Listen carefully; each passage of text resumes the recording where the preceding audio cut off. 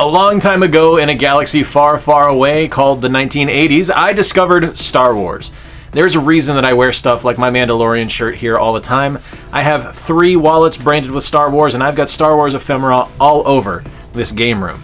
What's going on, guys? Jay here from Square Pegs. Today I want to look at 5 of my absolute favorite Star Wars video games. But I'm not here by myself.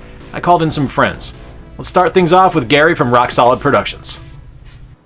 Happy May 4th, everybody. May the 4th be with you, and also with you. A Catholic joke there, what can I say? When Jay asked, first of all, I'm asking you on his behalf, do me a favor, hit that thumbs up button, hit that subscribe button for him, let him know that you like to see these type of videos on his channel. But when Jay asked me what is my favorite Star Wars game of all time on any system, I have to go back here to Star Wars Rogue Leader, Rogue Squadron 2. It was the first time for me as a Nintendo fan to go ahead and be able to have immersive sound and gameplay that made me feel like I was actually playing the movie. The different ships that I could fight as in here, the different squadrons I could be a part of. Sure, I got that in the N64 version, but it's the N64 and it doesn't look nearly this good. The trench run on the first Death Star, when you have Yavin up in the upper right hand corner and everything, it's so amazing looking. The play control is tight. The soundtrack is lifted straight out of the movie, and it is a brilliant thing to not only play, but to see and to listen to. And these are my reasons why this is my favorite Star Wars game of all time. Utini! Thanks, Gary. Being a huge fan of the Rogue Squadron novels, I love all things Rogue Squadron, the N64 game included, but the GameCube ones are just a step above, and Rogue Leader is superlative. Me, my first pick's a little bit different, but no less fun. Let's take a look at LEGO Star Wars 3, The Clone Wars.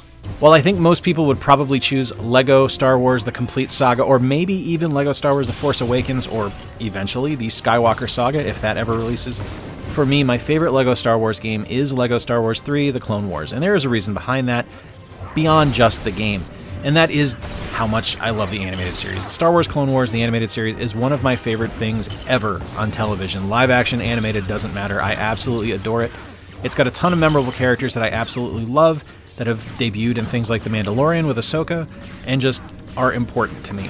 The game is a LEGO game. I mean, there's some quality of life improvements over the original, but at the end of the day, you go around, you break stuff, you collect studs, and you unlock things. And that's really all you need. The game is fun, full of charm, and is just... Oh, also, one of the most brutal deaths ever in a LEGO game is the beheading of Jango Fett in the opening level, which you're going to see right about... Yeah, now, right there. Okay. I love this game. It's fantastic. So far, 2 very different kinds of games. Let's take a look at what Mike Maverick from Super Ace Gamer Brand chose. Now, my favorite Star Wars game when I was growing up was Super Star Wars for the Super Nintendo. The graphics were amazing, and of course, I really enjoy the action in this game. I really enjoy playing in the 3D, well, some sort of Mode 7 style gameplay. It's so freaking amazing.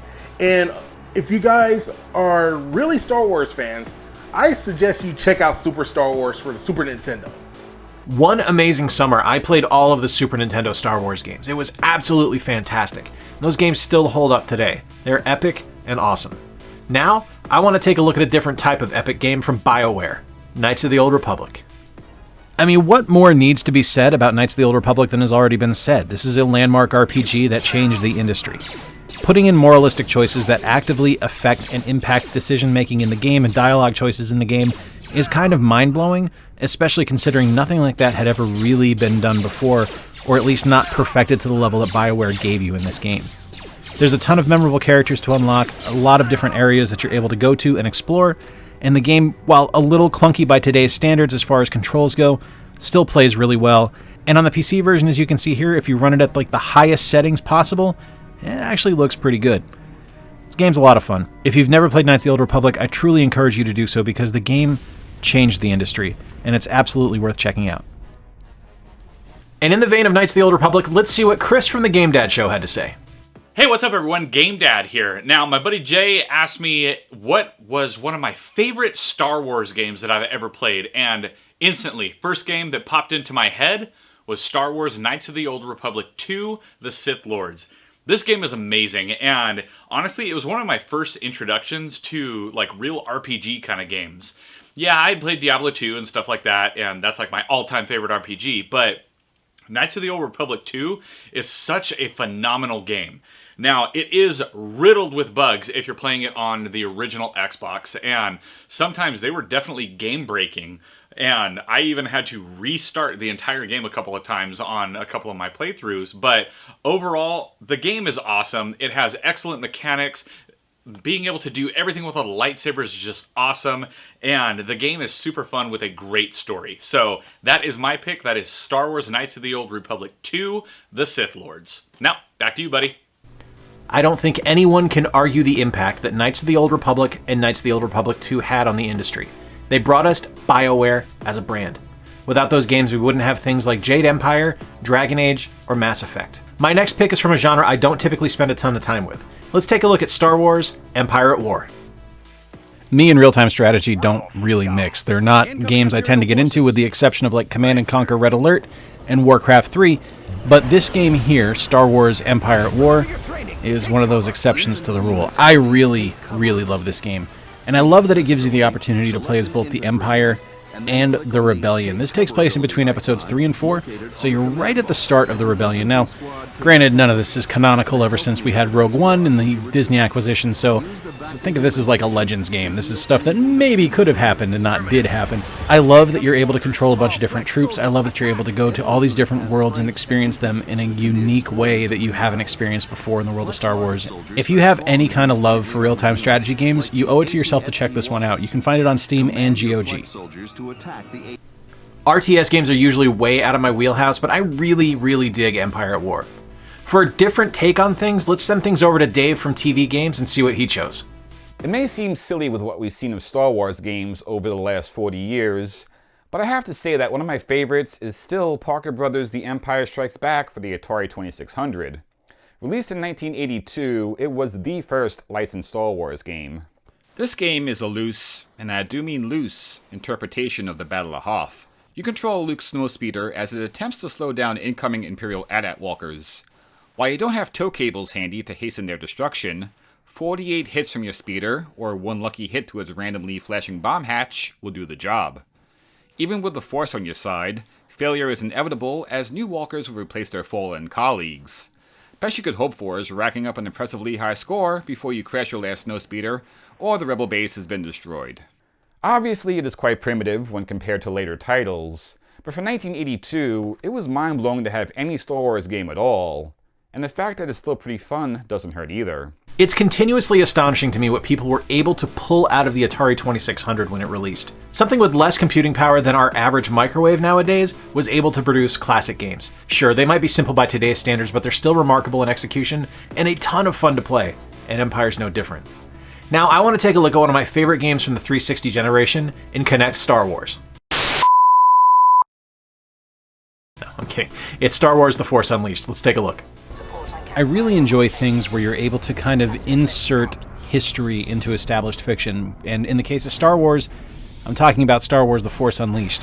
Now, granted, this isn't a thing that is canon anymore. Disney kind of got rid of it, but back in the day, this game took place in between episodes 3 and 4, and dealt with Vader's secret apprentice, Starkiller. The Force Unleashed was kind of mind-blowing at release back in 2008. It was beautiful for its time and had an unbelievable physics engine that we hadn't really seen in many games like this before that. Taking place in the Star Wars universe and being able to play as someone who kind of balanced between light and dark side, and you were able to move your character in whatever direction you wanted to go with just some absolutely stunning and awesome force powers, was truly a welcome experience and kind of played hand in hand with the moralistic choices that we had in Knights of the Old Republic. I really love this game. It's something that I have gone back to and played numerous times, and I think if you have never played it, The Force Unleashed is definitely worth checking out. And now I want to welcome in my friend the immortal John Hancock for a look at one of my all-time favorite PC games. The immortal John Hancock here, and if you're going to ask me today, what is my all-time favorite Star Wars game? That's a tough question to answer because I have so many. I'm a huge Star Wars fan. I've been playing Star Wars games since they've came out. I even have a Star Wars arcade back there. Oh my goodness. If you're going to ask me today, I'm going to have to go with TIE Fighter. TIE Fighter is an all-time classic. I played this on my Packard Bell 486 DOS back in the day, 3.5 discs, and just checking it out. I really enjoyed playing this back in the day. I was just thankful my computer could run it. And if you haven't checked out TIE Fighter, it is just one of the best fantasy flight sims made of all time. Playing as the Empire, trying to defend the Emperor against a coup attempt, but the expansions had Admiral Thrawn in it. There's tons of different ships to fly. You have the ones in the movies, but you have all these additional ones.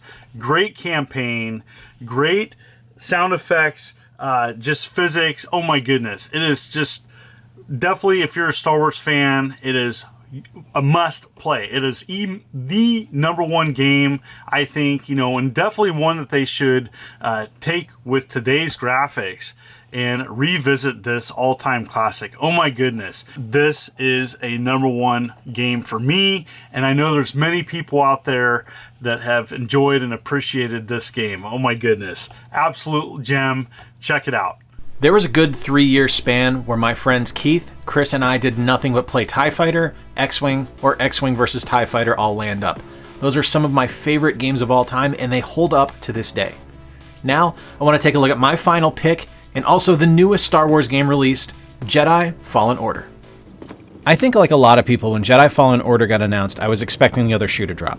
They promised that there were going to be no microtransactions. They swore up and down that it wasn't going to happen, but I didn't believe them. It was published by Electronic Arts. I was convinced there was going to be microtransactions to death, and we were going to be forced into weird multiplayer scenarios, and none of that happened. This is a beautiful single-player experience. This game, to me, feels like what playing the first Uncharted felt like for the first time. It was kind of eye-opening to realize that, oh my god, single-player game experiences can be this encompassing and can be this encapsulating and are just fantastic. And this game isn't just a straightforward, point A to point B action adventure. It's kind of a Metroidvania. Like, you're able to go to different planets and come back and go around based on what skills you unlock and what things you learn.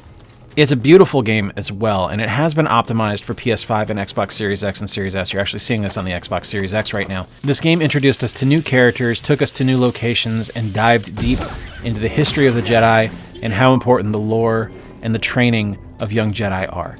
Cal Kestis is a remarkable protagonist, and this is a fantastic game, and I urge you to check this one out because this is a game that is going to drive forward the future storytelling and interactive medium for Star Wars. And there you have it, in no particular order, 5 of my absolute favorite Star Wars games. Huge thank you today to Gary, Mike, Chris, Dave, and John for helping out and letting me know what their favorite games are as well. Fantastic creators, each and every one of them. Their information will be in the pinned comment down below, as well as links to our social media sites. If you enjoyed today's video and want to see more collaborations moving forward, give me a big thumbs up down below. It lets me know you enjoy the content I'm creating, and I can reach out to more fantastic creators for more videos going forward. While you're down there as well, please be sure to give me a comment if there are any Chewbacca-sized emissions that I overlooked. Let me know what your favorite Star Wars game is that I didn't mention today. If you're new to the channel and haven't done so already, please be sure to subscribe down below so you can stay up to date with everything we've got going on. And while you're there, ring the notification bell so you can be alerted whenever we do our video uploads twice a week. Huge thank you to my fantastic patrons, as you're seeing on screen right now. They are absolutely magnificent supporters. If you're in a position to help the channel out, please do consider heading over to Patreon and becoming a supporter. And if a monthly recurring payment is not in your budget right now, please consider checking out our merchandise at TeePublic. Links to both of those will be in the pinned comment as well. Until next time, guys, I have been Jay. I appreciate you spending a little bit of time with me in a galaxy far, far away. Please remember to play more games, stay square, take care, and use the Force. I'll talk to you soon.